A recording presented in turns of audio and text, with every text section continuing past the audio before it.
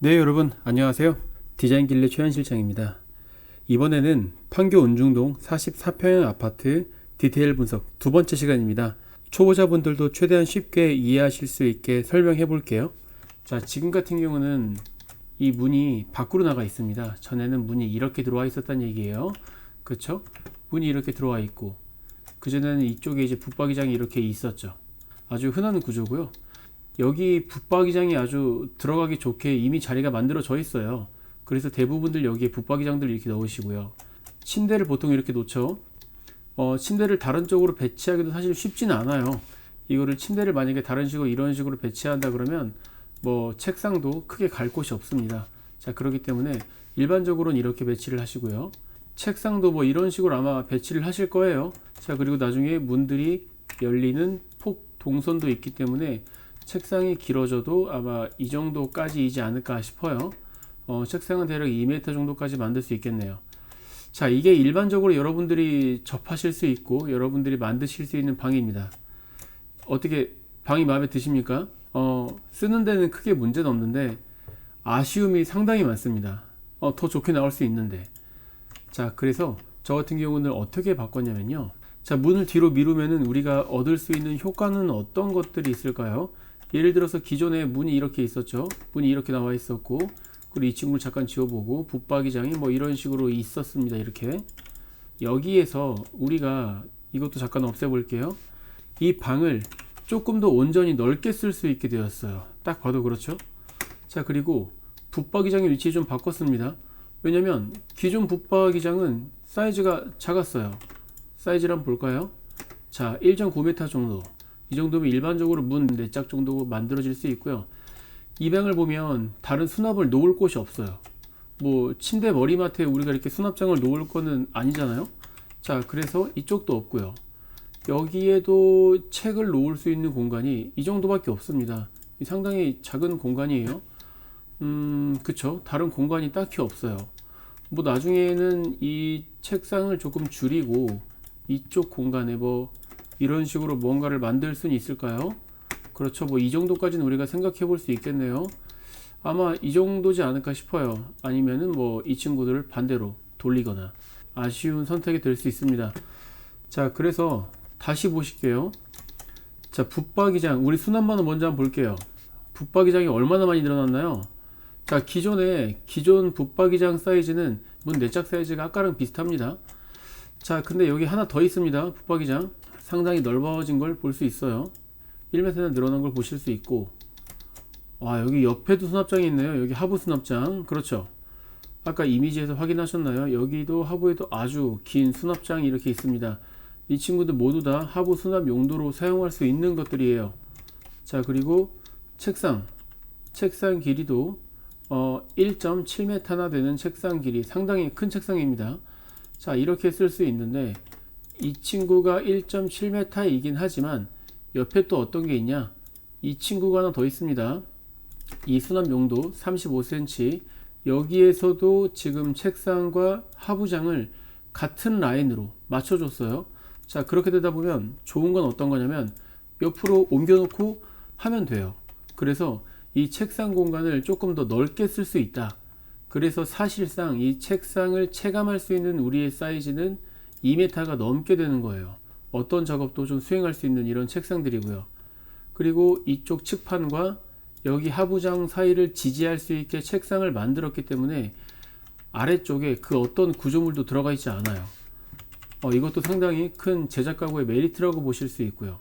침대가 들어갑니다. 침대는 당연히 뭐 기본적으로 슈퍼 싱글 사이즈의 침대가 들어가 있고요. 이쪽에 보면은 하부 수납장도 만들었습니다. 이거 있어야 편하죠. 어른들만 필요한 게 아니에요. 여러분들 자녀분도 필요합니다. 제가 아까 말씀드렸던 유리 파티션이 이렇게 있는데, 유리 파티션이 만약에 우리 없다고 가정을 해보겠습니다. 이게 만약에 없다고 보면은 여기 있는 물건들이 좀 불안할 거예요. 자, 그리고 또 하나는 문을 열고 복도에서 한번 보겠습니다. 자, 이렇게 봤을 때 이 친구가 생각보다 큰 역할을 해줘요. 이 친구가 있고 없고는 이 침대 공간을 사실상 분리시켜주는 역할도 하기 때문에 저는 이 공간이 상당히 중요하다고 보고요. 책상에서 우리가 공부할 때 중요한 공간, 뒷공간입니다. 자, 뒷공간 충분히 여유있게 나오고요. 그리고 침대 앞 공간들 있죠? 이 공간까지도 여유있게 나와요. 어차피 다 동선입니다.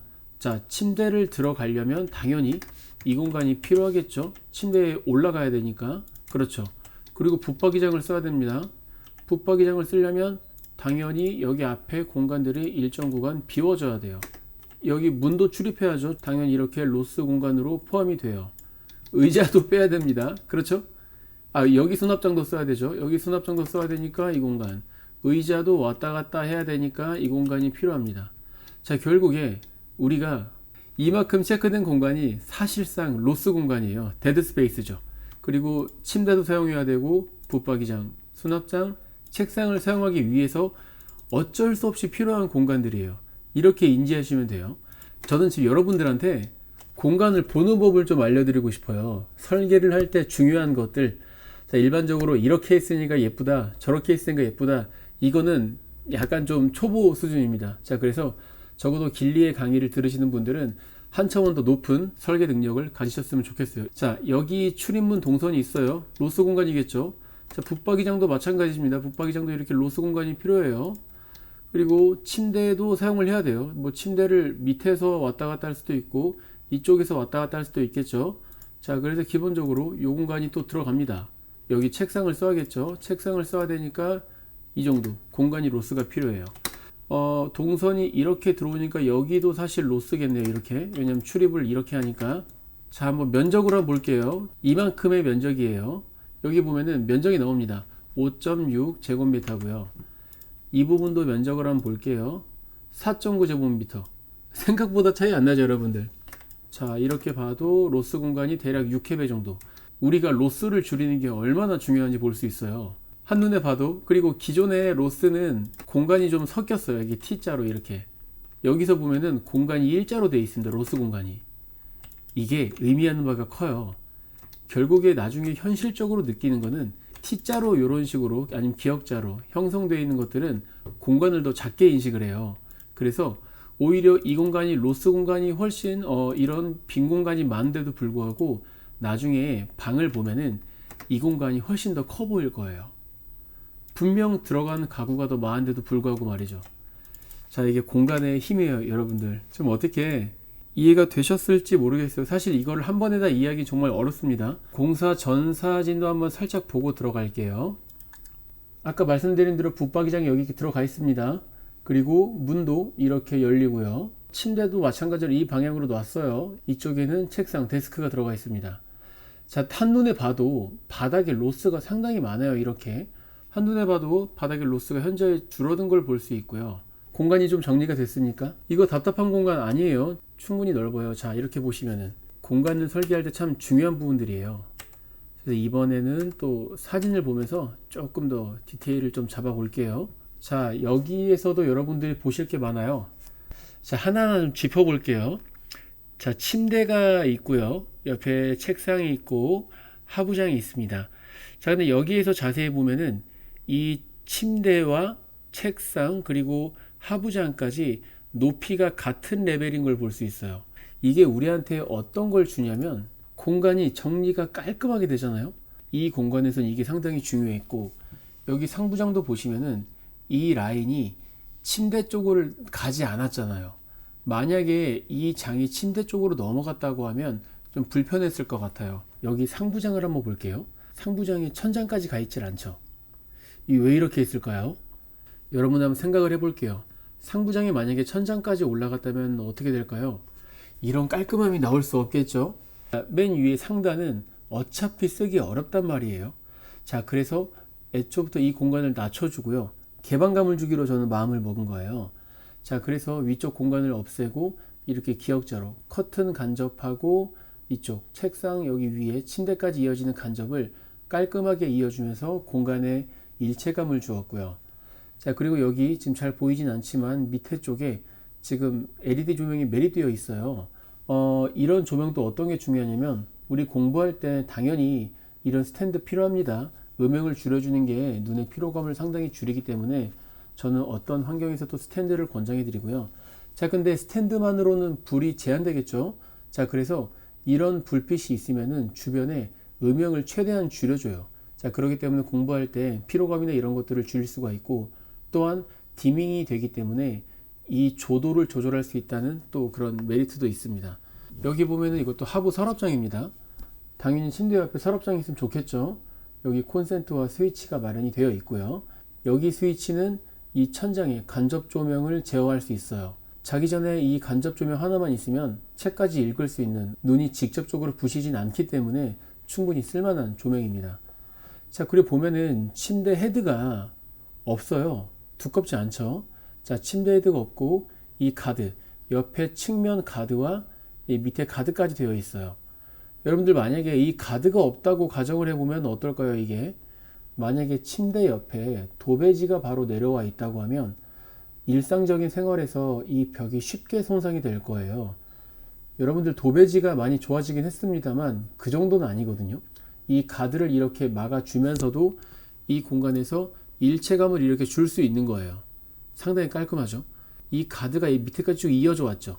책상이랑 공간을 사용할 때 만약에 이런 가드가 없다면 침대에 눕고 싶지 않을까요? 이게 공간을 분리시켜주는 역할이 분명히 있습니다. 여기까지가 내가 공부하는 구간이야. 그리고 이 구간을 넘어서면 이제 내가 쉴 수 있는 공간이지 라는 걸 인식시켜주는 것도 있어요. 자, 그럼에도 여기는 방이죠.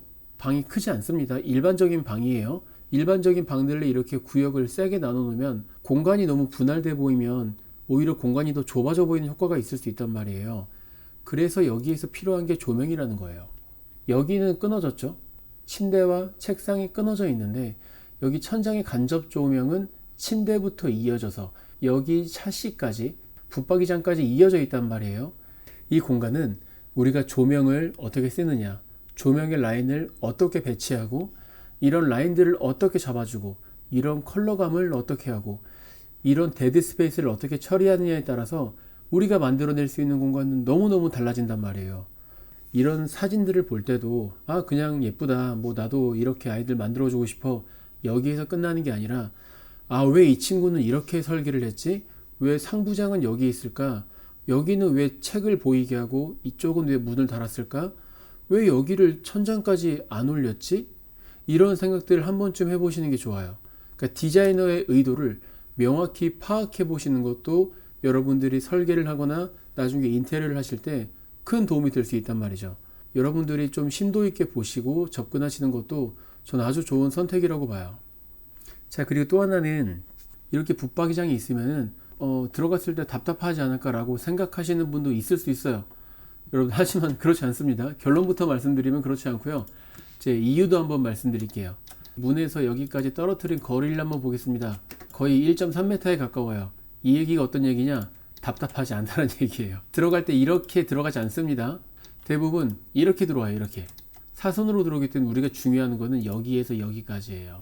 자, 제가 이 붙박이장의 길이를 설계할 때 제가 이거를 중요하게 봤을까요? 이거를 중요하게 봤을까요? 후자겠죠. 이거를 중요하게 봤습니다. 이거는 나중에 체크하는 용도였어요. 자, 만약에 제가 붙박이장을 크게 가면 갈수록 이 친구가 줄어드는 걸 보실 수 있어요. 물론 955여도 문은 안 닫습니다. 문을 열어도요, 닫지 않는데 저는 이 공간을 더 늘렸습니다. 이유가 뭐냐면 이 정도면 답답해요. 여러분들이 같은 걸 느끼시는지 모르겠는데 이 공간이 아까 그렇게 크지 않았잖아요. 그러다 보니까 여기가 답답하단 말이에요. 자, 그러면은 사람들이 들어왔을 때 공간을 어떻게 보냐면요, 열고 들어갔을 때 이 공간을 먼저 인식을 해요. 침대와 책상과 이런 공간들이 일단 예뻐요. 예쁘기 때문에 아까 제가 대각선으로 들어간다 그랬죠. 당연히 이렇게 대각선으로 들어갈 거예요. 사실 이 친구의 존재를 인식을 못 한다라는 거예요. 이 친구를. 붙박이장에 있는데 누가 이렇게 정직하게 들어가지 않죠. 나중에 제가 피드를 들어보면 지인분들이 놀러 오시잖아요. 이 붙박이장을 나갈 때 봐요. 와, 방 이쁘다. 와, 막 이렇게 둘러보다가 여기 붙박이장이 있네? 이렇게 본단 말이에요. 처음에 몰라요. 절대 몰라요, 이거.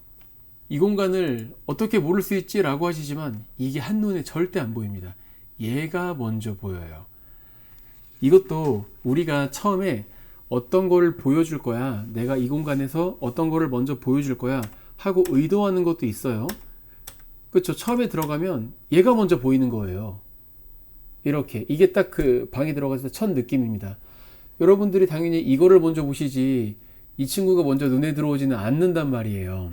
여러분들이 설계를 어떻게 하느냐에 따라서, 설계 의도에 따라서 내가 어떤 거를 먼저 보여줄 거야 라고 하는 거에 따라서도 이렇게 충분히 공간이 만들어질 수 있어요. 자, 여러분들 어떠신가요? 자, 지금 두 번째 강의를 진행을 했는데 여러분들의 피드가 너무 궁금합니다. 제가 지금 잘 진행을 하고 있는 건지도 궁금하고, 여러분들이 좀 이런 설명들에 대해서 어떻게 생각하시는지가 너무 궁금해요. 댓글로 글 남겨주시면 제가 너무 감사하겠고, 그럼 다음에 영상들을 만들 때도 훨씬 더 많은 도움들이 될 것 같아요. 다음 시간에 또 뵙겠습니다. 감사합니다, 여러분.